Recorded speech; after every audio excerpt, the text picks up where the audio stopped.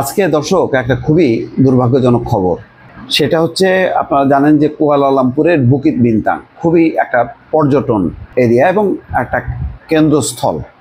সেখানে প্রচুর বাংলাদেশি কাজ করেন এবং তাদের অনেক দোকানপাট, হোটেল, রেস্টুরেন্ট আছে।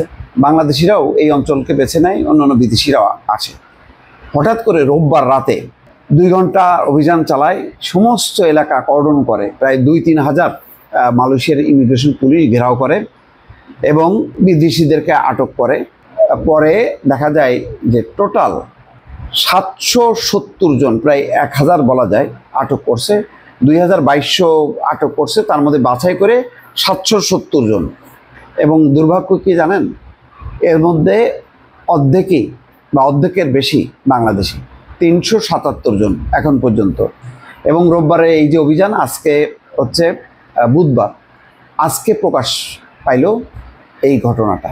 সেখানে দেখা যাচ্ছে যে জুয়ার আসর পাওয়া গেছে বিদেশিরা, এবং বাংলাদেশের বাইরে যে 3টা দেশ অন্য দেশগুলি আছে তাদের সংখ্যা মিয়ানমার আছে 235 জন, নেপাল 72 জন, ভারতের 58 জন, ইন্দোনেশিয়া 17 জন।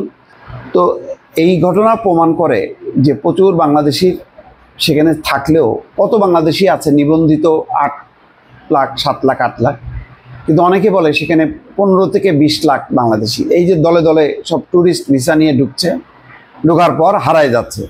এবং মালয়েশিয়া কর্তৃপক্ষও জানে যে এরা অবৈধ বাংলাদেশি এবং তারা সব হচ্ছে একেবারে পেটে ভাতে সেখানে কাজ করে।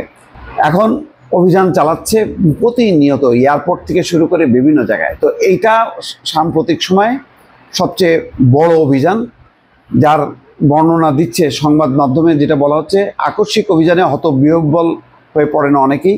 এই সময় কয়েকজন ভবনের ছাদে উঠে পড়ে, কেউ টেবিলের নিচে লুকানোর চেষ্টা করেন, কেউ বা ব্যবসা প্রতিষ্ঠানে লুকিয়ে পড়েন, কিন্তু লাভ হয়নি। ব্যাপক অভিযান চালাইছে এবং হাজার হাজার পুলিশ এবং ইমিগ্রেশন কর্তৃপক্ষ পরে সবাইকে আটক করার পরে এই যে প্রচুর বাংলাদেশি, তার মানে এই যে প্রায় 400 যার বাংলাদেশি যাদের বৈধ কাগজপত্র পাওয়া যায়নি, তাহলে চিন্তা করেন যদি 700 বা 800 ধরেন, তার অর্ধেক যদি বাংলাদেশি হয়, তাহলে এই রেশিওটা কি প্রমাণ করে যে মালয়েশিয়ায় যত বাংলাদেশি আছে বৈধ অবৈধ মিলে, আসলে বৈধ কাগজপত্র নিয়ে আছে এই সংখ্যাটা অনেক বেশি। এবং এটা কিন্তু দফায় দফায় এই ঘটনাই ঘটতে থাকবে।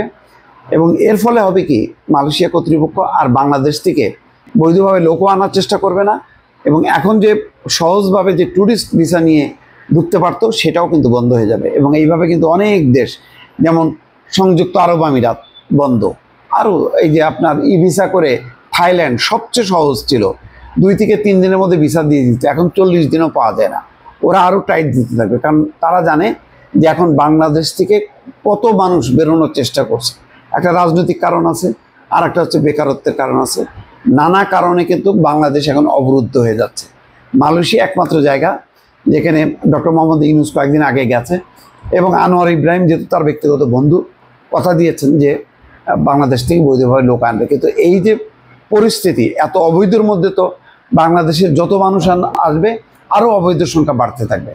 সুতরাং অবৈধদেরকে খালি না করে বৈধভাবে বাংলাদেশ থেকে মালয়েশিয়া যাওয়াটা এখন কিন্তু খুবই কঠিন হয়ে যাচ্ছে।